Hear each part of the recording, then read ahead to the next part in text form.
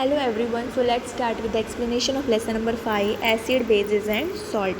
Okay हम first paragraph से start करते हैं कि जो लेमन होते हैं, टैमरिंड होते हैं, कॉमन सॉल्ट होते हैं, शुगर होते हैं, ये सबका अपना अपना टेस्ट होता है। कोई मीठे होते हैं, कोई खट्टे होते हैं, कोई कड़वे होते हैं, कोई नमकीन जैसे लगते हैं। ठीक है, अभी टेबल 5.1 है ना, इसको आपको बताना है कि लेमन जूस का क्या टेस्ट है, ऑरेंज जूस का क्या टेस्ट है, तो सबका क्या टेस्ट है वो आपको यहाँ पर सामने लिखना है। ठीक है, ओके अब हम 5.1 पे आते हैं एसिड एंड बेसिस। अब एसिड किसको बोलते हैं और बेस किसको बोलते हैं। ठीक है, तो जो चीज़ हमको खाने में खट्टी लगती है ना, तो समझ जाओ उसके अंदर एसिड है, जिसकी वजह से उसका नेचर कैसा हो गया है, एसिडिक हो गया है। और जो चीज़ हमको खाने में कड़वी लगती है तो समझ जाओ वो क्या है, उसके अंदर क्या है, बेसिस है, और उसका नेचर क्या है, बेसिक है। ठीक है, अब क्या है ना, हम हर चीज़ को तो टेस्ट नहीं कर सकते ना, तो वो पता करने के लिए, जैसे फॉर एग्जांपल कि ये सब्सटेंस को पता करने के लिए कि वो एसिड है या फिर बेस है, तो हम एक चीज़ का इस्तेमाल करते हैं जिसका नाम है इंडिकेटर। इंडिकेटर से क्या होता है कि उसका कलर चेंज हो जाता है, तो इससे हमको पता चल जाता है कि वो एसिडिक है या फिर बेसिक है। जैसे कोई सॉल्यूशन है और मुझे पता नहीं कि वो एसिडिक है या बेसिक है, तो जब मैं इंडिकेटर डालूंगी उसका कलर बदल जाएगा, तो मुझे समझ में आ जाएगा कि ये एसिडिक है या फिर बेसिक है। अब टर्मरिक, लिटमस और चाइना रोज़ पेटल्स, ये सब नेचुरली अकरिंग इंडिकेटर्स, मतलब ये हमको नेचर से मिली है, इसलिए नेचुरली अकरिंग इंडिकेटर्स हैं। ओके, अब हम ये टेबल पे आते हैं, तो ये एसिड कौन से कहाँ से मिलता है वो लिखा गया, और बेस कहाँ से मिलता है वो लिखा गया है। ठीक है, अब हम लिटमस पे आते हैं, ये क्या है, नेचुरली इंडिकेटर्स हैं। ओके, अभी जो लिटमस है ना, ये एक झाड़ होता है लीचेन करके, इसमें से हमको मिलता है। ठीक है, इसका जो नॉर्मल कलर रहता है ना वो पर्पल कलर है। ठीक है, अब मुझे पता करना है कि ये सॉल्यूशन एसिड है या फिर बेस है, तो जब मैं लिटमस के सॉल्यूशन को इसके अंदर डालूंगी तो इसका कलर अगर चेंज हो गया, पर्पल से चेंज होकर रेड हो गया, तो मुझे पता चल जाएगा कि ये चीज़ जो है एसिड थी। और अगर जैसे फॉर एग्जांपल ये कोई दूसरा सॉल्यूशन और मुझे पता करना है ये एसिड या बेस है, तो जब मैं लिटमस सॉल्यूशन इसके अंदर डालूंगी और इसका पर्पल से जो कलर था ब्लू हो गया, तो मैं समझ जाऊंगी वो चीज़ क्या है, बेसिक है। ठीक है, अब ओके, ये कैसे हमको कहाँ से मतलब कौन से फॉर्म में मिलता है, तो इसका सॉल्यूशन भी हमको दुकान पे मिल जाएगा। इसका स्ट्रिप का पेपर भी मिलता है जिसको हम कहते हैं लिटमस पेपर, और ये है ना रेड और ब्लू लिटमस पेपर है। ऐसे ये दुकान पे आपको पेपर मिलेगा रेड और ब्लू कलर में, जिसको हम कहते हैं रेड या ब्लू लिटमस पेपर। ठीक है, ओके ओके, कोई सॉल्यूशंस ऐसे भी रहते हैं जो अपना कलर चेंज नहीं करते हैं, ना ही वो रेड में बदलते हैं ना ही वो ब्लू में बदलते हैं, उनको हम कहते हैं न्यूट्रल है। ठीक है, इसका मतलब ये है कि ना ही वो चीज़ एसिडिक है ना ही वो बेसिक है, तो उसको हम क्या कहते हैं, वो न्यूट्रल सॉल्यूशन है। ओके, तो अब हम इस पे आ जाते हैं टर्मरिक पे। ओके, डायरेक्टली हम इसकी बात करते हैं कि आपने देखा होगा कि अगर आपके शर्ट पे या कहीं पर भी हल्दी का दाग रहता है, तो जब आप उसको साबुन से धोने जाते, सोप से धोने जाते, तो उसका कलर क्या हो जाता है, रेड हो जाता है। तो इससे पता चल जाता है कि जो हमारा साबुन है वो कैसा है, बेसिक सॉल्यूशन का है। ओके, अब हम थर्ड इंडिकेटर की बात करते हैं, चाइना रोज़ इंडिकेटर की। ठीक है, अब जो है ना ये चाइना रोज़, ये है ना इसका जो ये देखो, ये रोज़ का पानी है, सॉल्यूशन है। ठीक है, तो इसका कलर तो पिंक कलर ही है, इसका नॉर्मल कलर है। ठीक है, लेकिन जब हम इसको एसिड में डालते हैं या कोई ऐसे सॉल्यूशन में डालते हैं, तो उसका कलर जो है डार्क पिंक हो जाता है, जिसको हम कहते हैं मैजेंटा कलर है। ठीक है, और अगर कोई ऐसी चीज़ में डालेंगे, जैसे फॉर एग्जांपल ये सॉल्यूशन है, ठीक है, और इसके अंदर मैंने ये इसका रोज़ का पानी डाल दिया और उसका कलर ग्रीन हो गया, तो समझ जाना कि वो चीज़ क्या है, बेस है। ओके, अब हम डायरेक्टली आते हैं न्यूट्रलाइजेशन पे। ये रहा 5.3 न्यूट्रलाइजेशन। ये टॉपिक थोड़ी जो मेन है, आपको एकदम ध्यान से सुनना है इसको। ठीक है, ओके, अब इसमें क्या है, एसिड जो है ना वो ब्लू लिटमस को क्या कर देती है, रेड। हमने यही पढ़ा था ना कि ब्लू से लिटमस क्या हो जाता है, रेड हो जाता है, तो समझ जाओ वो एसिडिक है। और बेस क्या करता है, रेड लिटमस को ब्लू कर देता है। ठीक है, ये आपको थोड़ा ध्यान रखना है कि ब्लू से रेड हो गया तो मतलब एसिड है, और रेड से ब्लू हो गया तो मतलब वो बेस है। Okay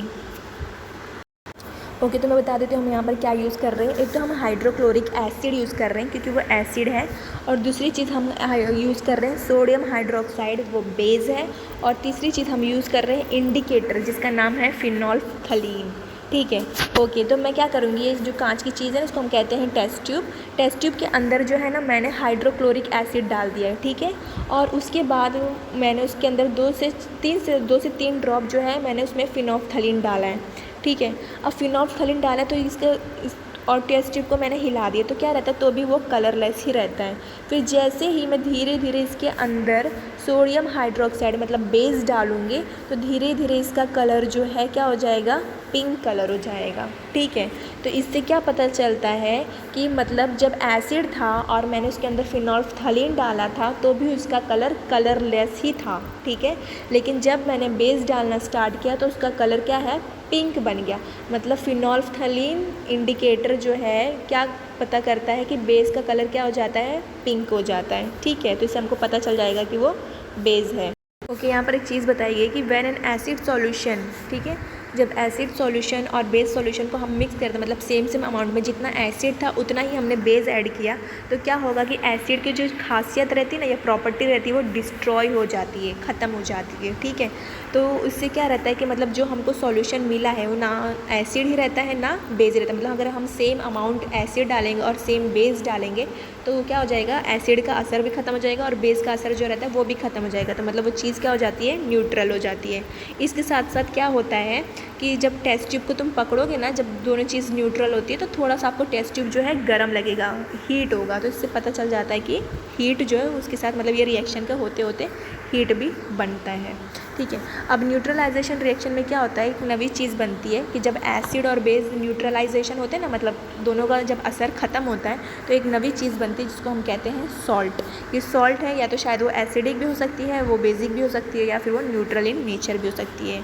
okay, the reaction between an acid and base is known as neutralisation. यानी जब एसिड और बेस मिलते हैं तो हम उसको कहते हैं न्यूट्रलाइजेशन हो रहा है, और उसके साथ क्या बनता है, सॉल्ट बनता है। और यहाँ पर क्या होता है, थोड़ा सा हीट भी उसमें से निकलती है। हीट मतलब थोड़ा सा टेस्ट भी हमको गर्म लगता है। ठीक है, ये देखिए यहाँ पर जब हमने एसिड और बेस मिला है तो हमको क्या बन के मिला, सॉल्ट और वाटर मिला। तो यही बताया गया है। और यहाँ पर रिएक्शन के इसमें बताया गया लोग ने कि हमने हाइड्रोक्लोरिक एसिड लिया, उसमें हमने सोडियम हाइड्रोक्साइड डाला तो हमको क्या बन के मिला, सोडियम क्लोराइड मिला, और थोड़ा सा वाटर भी बचा हुआ था।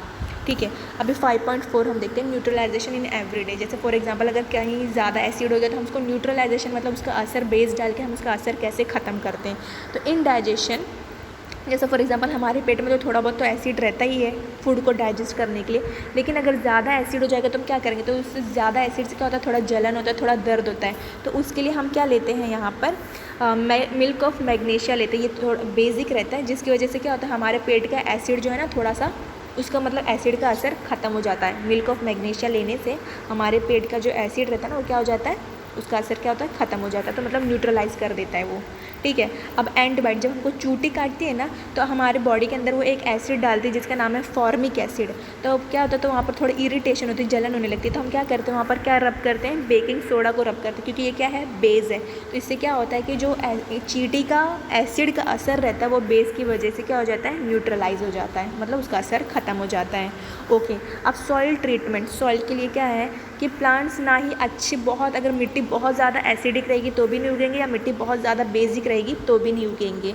तो अगर मिट्टी हमारी बहुत एसिडिक है तो हम उसमें क्या डाल देते हैं, बेस डालते हैं, जिसका नाम है क्विक लाइम या स्लेक्ड लाइम बेस डालते हैं।